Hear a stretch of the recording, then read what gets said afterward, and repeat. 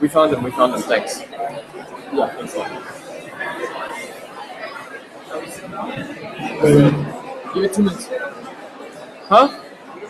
Yeah, we don't need. Switch them up. Just switch them up.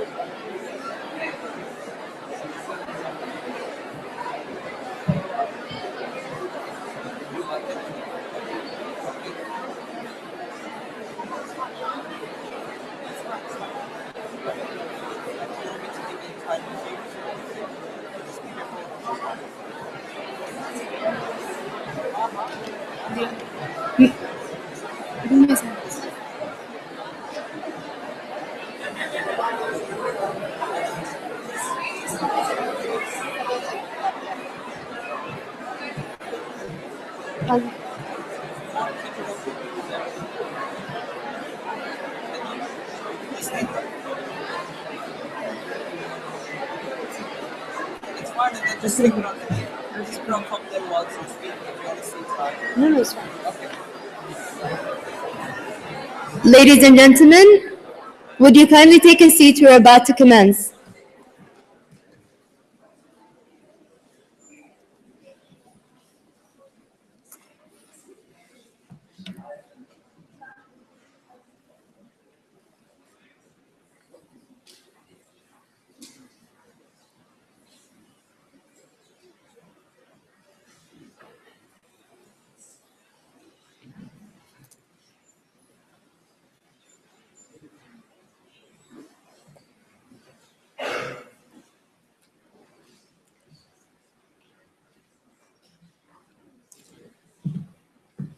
Please maintain silence. We are about to start.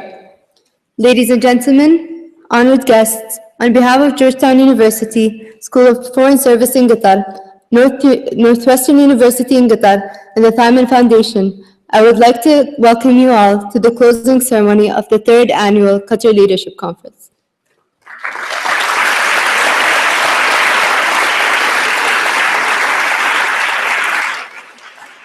My name is Mahal Kabi, and it has been my honor to serve as one of the Deputy Secretary Generals for this year's conference. Before we begin the closing ceremony, I would like to call up Ms. Lita Martin, Head of Time in Qatar, for a few announcements.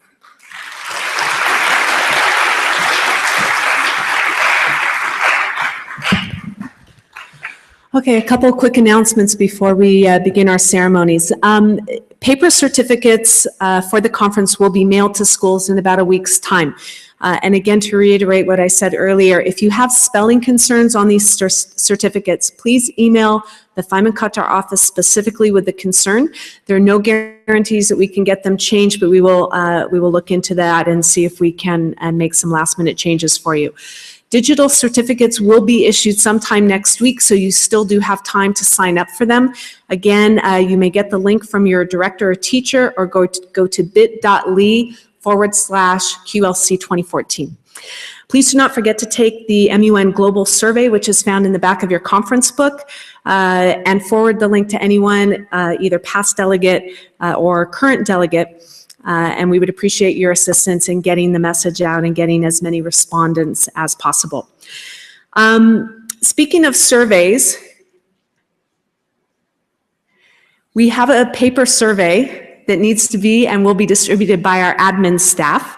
And before you leave today, if you could please take a moment to complete that. At the bottom of the survey, there's also a link to an additional survey, which is really directed towards teachers and directors, but any student that would like to have some feedback onto the conference regarding its structure, cost, duration, and what have you.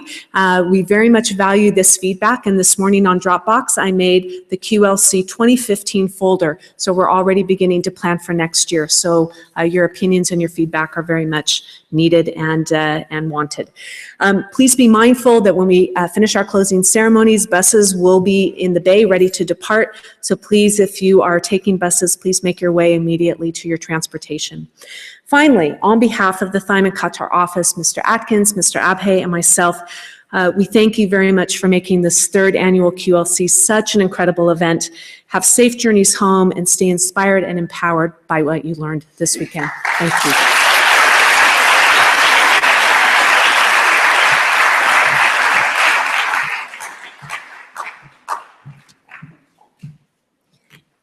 Thank you, Mrs. Martin. We will now begin our afternoon with a speaker from Georgetown University.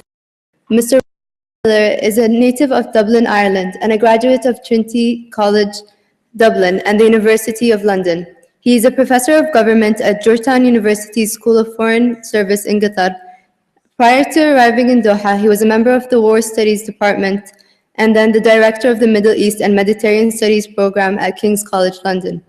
His research and teaching examines small state involvement in the international system and external intervention in the Middle East. He is the author or editor of 8 books, including most recently, Inglorious Disarray, Europe, Israel, and the Palestinians. He was published in various scholarly and policy journals, as well as in the international media. Please join me in welcoming Mr. Rory Miller.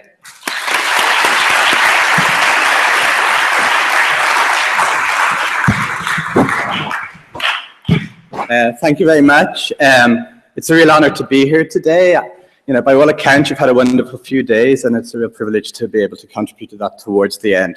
As was said in the introduction, for many years I've looked at issues relating to external intervention. And one important aspect of external intervention is involvement of outside parties in conflict resolution. And this is an extremely topical issue in the current Middle East. I mean, at the end of August, after 7 weeks of violence and destruction and 2 weeks of hard-fought negotiations, Hamas and Israel finally agreed to a long-term truce. And in doing so, they ended the most recent episode in a long and bloody conflict between Israel and the Arab world. Since 2006 alone, there have been 4 wars, each concluded by a ceasefire agreement, followed by a lull in tensions and a return to the fighting in 2 years. And what you have is a cycle of suffering, violence, destruction, and of course, political stalemate. But these affairs have also been defined in different times and in different ways by efforts of outside parties to bring peace. Individual Arab states like Saudi Arabia, Qatar, Egypt, Morocco. Regional groupings like the EU, the GCC, the Arab League. Global powers like the United States and France and the United Kingdom, and multilateral organizations like the UN. They have all had some sort of go. And not just in the Israel-Palestine context, in Morocco, in Lebanon, in Syria, in Libya, in Sudan. And also outside of this region, in any number of places, Northern Ireland, the former Yugoslavia, Cyprus, just to name 3. And in the course of doing so, they have pumped vast amounts of money into peacemaking. As evidenced most recently by the Cairo Gaza conference, which raised $4 billion, or just under $4 billion. They've also invested huge amounts of time and huge amounts of political capital, all in the search for peace. During the 1970s, the United States mediated between Egypt and Israel. And this mediation was hosted by American President of the time, Jimmy Carter. And he hosted negotiations in Camp David in Maryland, which were planned to last 3 days. They lasted 2 weeks. This was an unprecedented commitment by a US president in the search for peace. But again, in 2000, it happened when Bill Clinton hosted the Israelis and the Palestinians again in Camp David in Maryland, and spent even more time locked up in discussions with the protagonists, around 18 days. And what are the rewards that external actors get for these efforts? Not many at all. In fact, they face a lot of criticism. They've been accused of wasting precious money, of prioritizing peacemaking abroad over important issues to citizens at home, jobs, education, and so on. They've been accused of betraying friends and of empowering enemies. And when they do fail to bring peace, which they often do, they look politically weak. So why do they bother? Why don't they just stay at home? And what I want to do now very briefly is look at the reasons why they engage in intervention in conflict resolution and what are the lessons of that. Now, the first explanation for why they bother to engage and why they don't stay at home is a sense of commitment. A sense of commitment to the parties to the conflict. This can be born out of formal ties, like a treaty or an agreement, or it can be born out of informal ties, historical links, religious links, cultural links, that make one party want to come to the aid of another party in distress. An example of this in particular is Qatar's role in 2008 in mediating the Lebanon conflict. Another important explanation is a sense of interest. Most states, most of the time, do 2 things. They promote their own interests, and they try to preserve the status quo. And in doing so, they need to maintain a delicate balance between states. And when conflicts erupt, the delicate balance is threatened. And in the increasingly interconnected world that we all live in, the results can be dangerous for all parties. Terrorism, economic loss, refugee crises, all of which threaten outside parties if conflict is not resolved. Europe has been one of the main external actors looking to bring about Israeli-Palestinian peace, precisely for this reason. Why? Because Europe is bound to the Middle East by geography, by population exchange, by trade. And this means that what happens in the Middle East has a direct impact on the economic, on the political, and on the social stability in Europe. As then EU Parliament President Josep Borrell Fontelles summed up on a visit to Israel in 2005, and I'm quoting here, "The conflict in the Middle East is dangerous for us. We are not just here as the good guys who say, please do not fight between you. We need this conflict to be finished because of its impact on life in Europe." And this is a clear acknowledgement of one of the fundamental theoretical arguments in the literature. And for those of you who do ultimately go on and work in international relations in university, you'll know that a lot of what we do is grounded in the literature. And one of the fundamental theoretical arguments in the literature on international relations is that the search for security is the key driver in explaining the behavior of states. So this is the first kind of interest that motivates outside parties to get involved in peacemaking. The second is competition between states. We live in a world, for better or for worse, where states vie for influence and power with each other. There is no getting away from this fact, and getting involved in peacemaking is a way of outperforming competitors on the international scene. It is also a way of winning friendship of the local parties to whose aid you come. The hope is that by successfully contributing to conflict resolution, the local parties will move away from your competitors and move towards you. And this was seen very clearly in the 1970s again, when the United States government took a central role in mediating Israeli-Egyptian peace. The goal was twofold, not primarily to bring peace to the Middle East, but to win over Egypt and to reduce Russia's influence in the Middle East in the Cold War context. Another example of this is the role of Britain and France in Israeli-Palestinian peacemaking.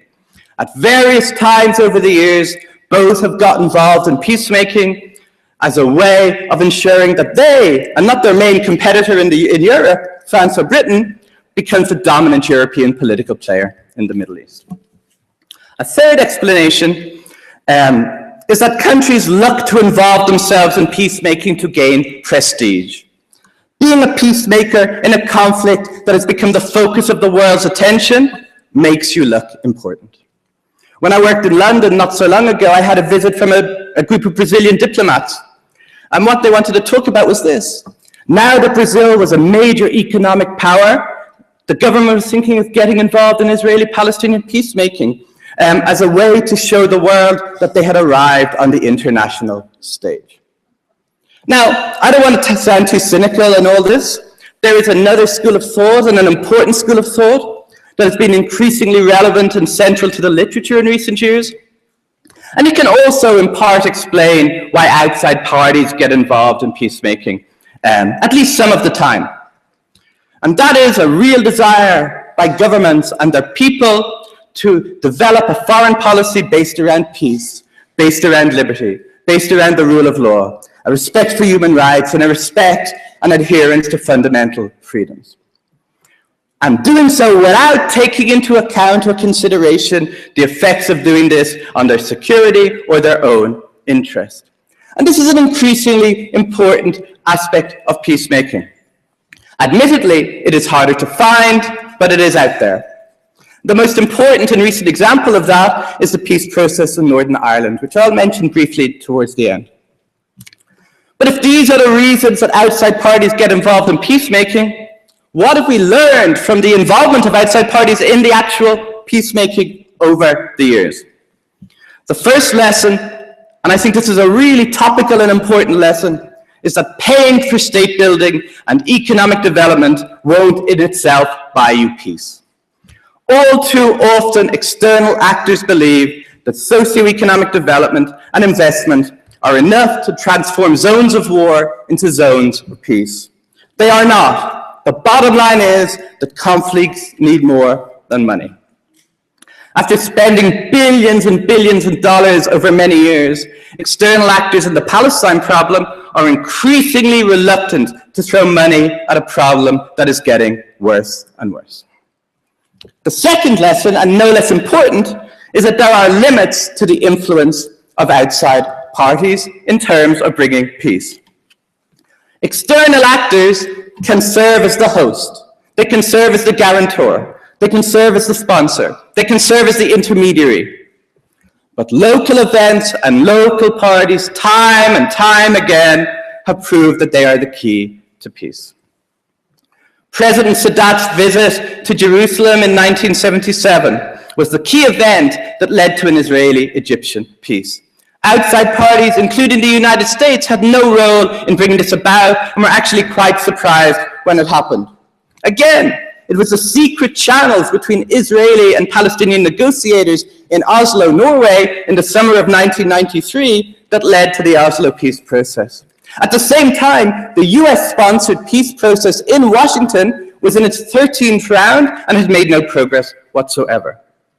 And in these terms, the reality is that while external actors cannot dictate peace, they can also not compel warring parties or parties involved in civil war to come to the table and make peace at any time when they do not want to. All they can do is facilitate peace once local parties want to move forward. And when this happens, they have an important and crucial role. But it is, at all times, a secondary one. They can build confidence. They can provide credibility to the parties. They can keep momentum moving. They can provide financial support, or they could provide peacekeepers on the ground. And they could even look to apply limited pressure or force limited concessions. But they can do no more. Even something as small as Bill Clinton forcing Israel's Yitzhak Rabin to shake PLO leader Yasser Arafat's hand in 1993 was an important secondary contribution to peace at a crucial time. But this is the key issue. If external actors cannot make peace happen, they can definitely prevent peace from happening. If they choose to take advantage of a conflict to pursue their own selfish political or economic interest, or to pursue their competition or rivalries with other states or other parties, then history has shown that it is almost impossible for local actors to move beyond civil war, ethnic violence, or even interstate conflict.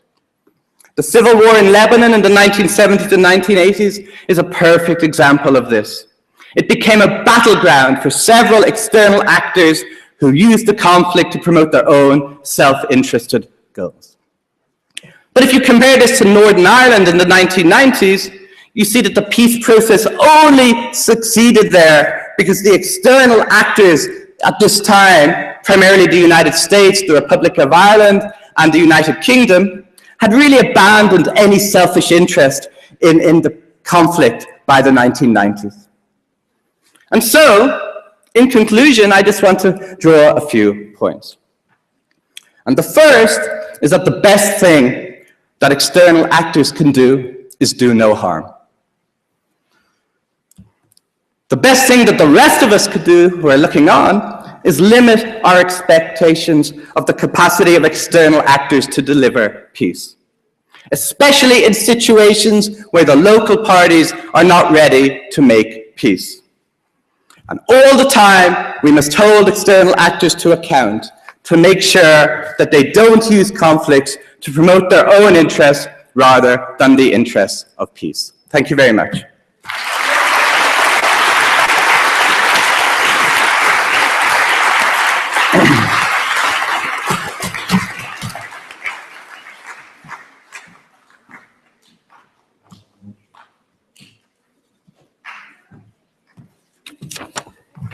Thank you, Mr. Miller, for your valued words.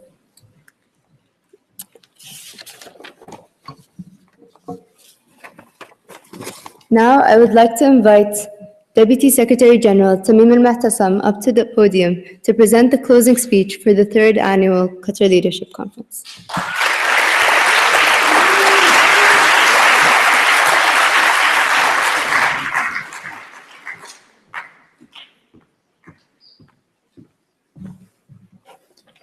Ladies and gentlemen, good afternoon. On Thursday, the 16th of October, 2013, the 3rd Annual Qatar Leadership Conference officially began. 2 days and over 100 workshops later, here we are, on the 3rd and final day. This year, QLC has had the honor of helping to launch several new MUN programs, such as Arabic MUN and Junior MUN. We have had workshops and discussion panels about controversial issues. At the same time, some programs were created for recreational purposes. This year, our goal was to cater to everyone's needs, participants of all age, MUN directors, and presenters. My team and I hope that we have been able to achieve that goal successfully. Everyone here comes from a different background, bringing their own perspective, personal teachings, experiences, and memories. We are told that we are all equal, but that does not mean we are all the same. Everyone is different in their own ways. We do not all have the same goals, we do not all have the same aspirations, and we are not all motivated by the same things, and we do not all learn in the same ways, which is why we are here at QLC. So, Qatar Leadership Conference. We constantly talk about the QLC experience, but what does it really mean? What are we promoting? What is the purpose of this conference, and what do we strive to achieve? As Mrs. Martin has mentioned previously, QLC is supposed to give everyone a conference experience, where students, teachers, and presenters interact, discuss, and build relationships. We wanted attendees to develop skills and ideas both outside and inside workshops, because QLC is not a classroom experience. It is much more than that. I can only hope that everyone sitting here today will leave a wiser, more experienced person. I myself have attended a variety of workshops, and there were lots of subtle differences between them. Certain workshops catered to the more hands-on experience by being interactive through implementing group activities, whereas some workshops chose to use discussion as a platform to inspire those in the room to take charge. Of course, none of this would be possible without help from our support team, to whom I would like to extend our thanks. Firstly, I would like to thank our MUN Administration Office, Mrs. Martin, Mr. Atkins, and Mr. Abhe, for their constant input and guidance. Secondly, I would like to thank everyone from Northwestern and Georgetown Universities in Qatar for their sponsorship of this conference. Thirdly, I would like to thank our local, international, and student presenters for giving up their time and effort to attend this conference and pass on their knowledge and wisdom. I would also like to thank our executive team for running this conference and making sure everything came together successfully. Thank you to the press team for documenting the events that took place over the past 3 days. And thank you to the tech team for their efforts in handling the technical side of the conference. And finally, I would like to thank our participants, I would like to thank our admin staff for handling the logistics of this conference. And finally, I'd like to thank our participants, everyone sitting here, for attending this conference and leaving their comfort zones to better themselves and striving to become the leaders of tomorrow. Thank you.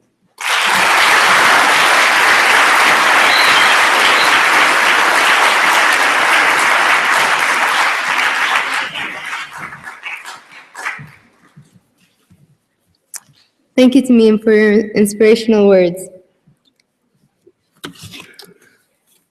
I'd like to call up Arsalan, the Secretary General for QLC 2014, and Osama Ghani, the Secretary General for Thyme Qatar 2015, to make a brief announcement.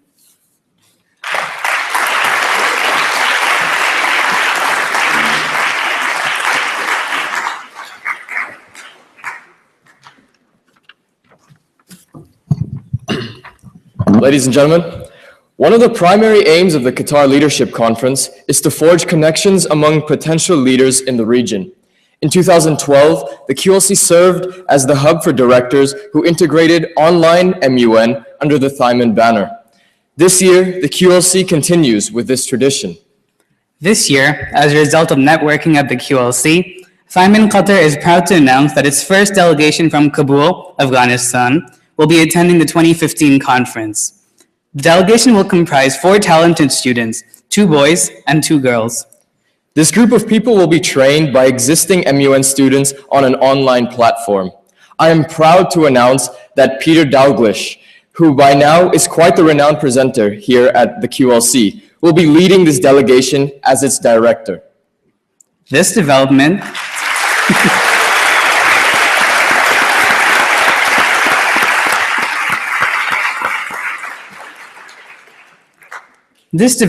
affirms the role of Thyman Qatar. We work as a hub for future leaders in the region. Our outreach manages to touch areas where the issues discussed are relevant and extremely important. The theme of this year's conference is Middle East and North Africa. The inclusion of these Afghan delegates makes our work much more meaningful. Recently, Thyman expanded to include a regional officer in Uruguay. One day, hopefully, we will expect a regional conference and an office in Afghanistan. We would like to thank Pierre Dalglish for making this possible. I also have the honor of announcing that Mr. Dalglish will be presenting as the opening keynote speaker at Thyman Qatar 2015. Thank you. Thank you.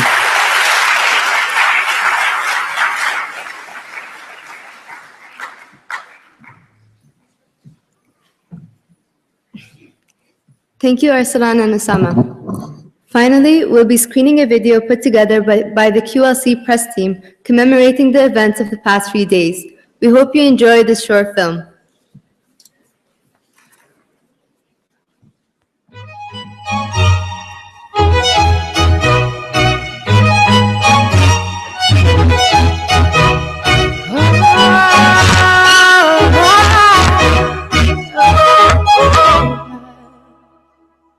We're 1,000 miles from comfort. We have traveled land and sea, but as long as you are with me,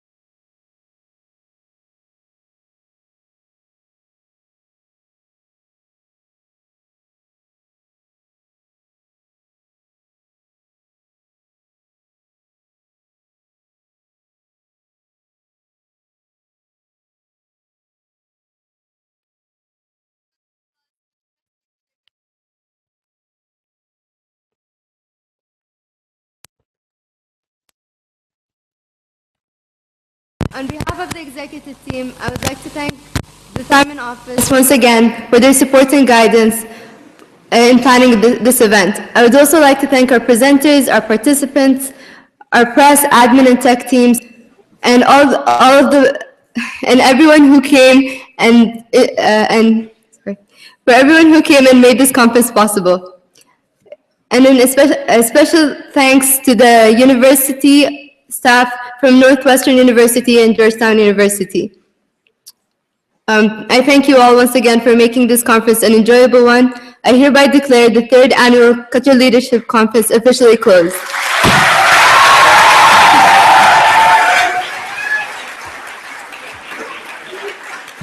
Please make your way to the exits at the back of the room in a fashionable manner.